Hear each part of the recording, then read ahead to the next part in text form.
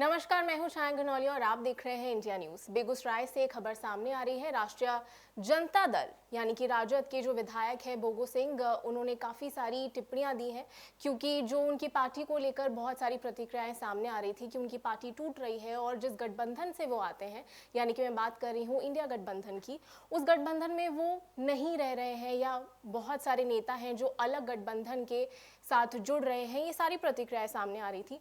तो जब मीडिया ने उनसे खुलकर पूछा कि क्या ये प्रतिक्रियाएं सारी ठीक हैं, तो उन्होंने ये सब खारिज किया है। उन्होंने पूरा सिर से खारिज किया है कि ये सारी प्रतिक्रियाएं अफवाह है, ये एक महज एक बात है जो कि नीतीश कुमार की पार्टी फैलाती रहती है। और उन्होंने नीतीश कुमार पर बहुत सारे तीखे सवाल भी खड़े किए हैं, बहुत सारे तंज उन्होंने कसे हैं कि नीतीश कुमार अपने आप को आगे रखते हैं और युवाओं को मौका नहीं देते। और साथ ही उन्होंने ये भी कहा कि अब नीतीश कुमार को रिटायरमेंट ले लेनी चाहिए और युवाओं को आगे बढ़ने का मौका देना चाहिए।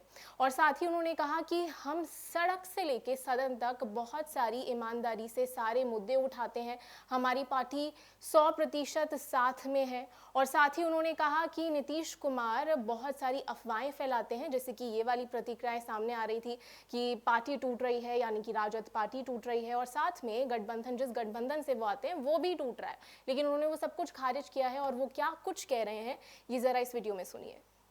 ये एनडीए के जो भी हमारे सम्मानित नेता का बयान इस ओर आ रहा है, उसके पीछे कारण है। वो नहीं बोल रहे हैं। बिहार की धरती पर 2025 के चुनाव में लोकतंत्र की हत्या की गई है, लोकतंत्र का संपूर्ण रूप से हनन किया गया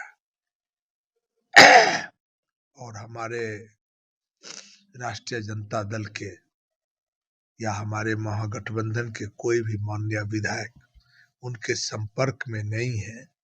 इस बात की 100% हम गारंटी करते हैं। टूट का दावा कर रहे हैं आप आरजेडी के हम विधायक तो भैया कह रहे हैं जो राष्ट्रीय जनता दल में 200 किलोमीटर दूर तक टूट की कोई संभावना नहीं है।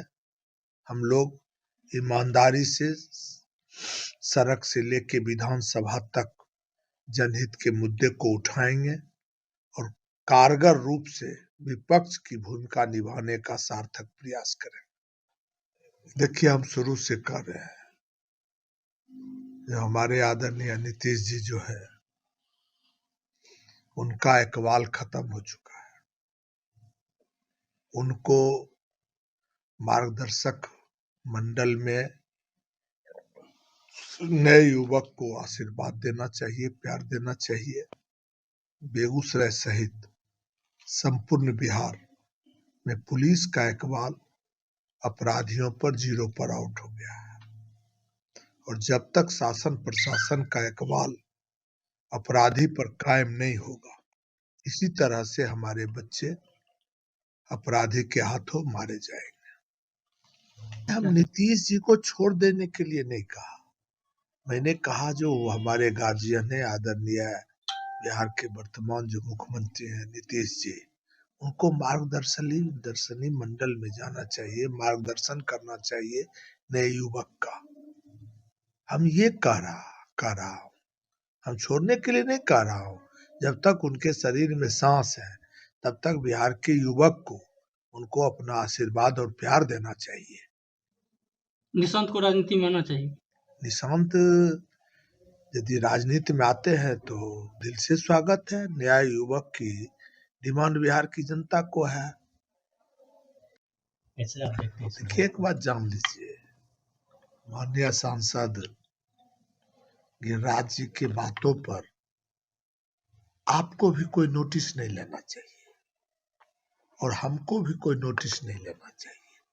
वो क्या बोलते हैं, क्या समझते हैं, उनको भी याद नहीं रहती है। उनका भी हमको लगता है कुछ याददाश्त कमजोर हो रहा है और उनको पता नहीं है कि बेगूसराय की धरती समता मूलक समाज की धरती है, मानवीय संवेदना की धरती है।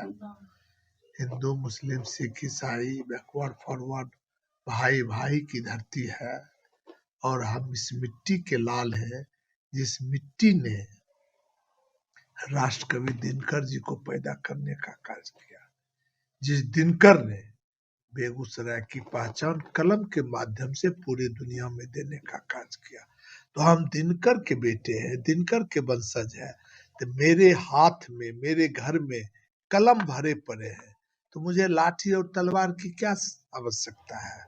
हम भाई से भाई को जोड़ने के लिए पैदा लिए हैं, परिवार से परिवार को जोड़ने के लिए पैदा लिए हैं, समाज से समाज को जोड़ने के लिए पैदा लिए हैं।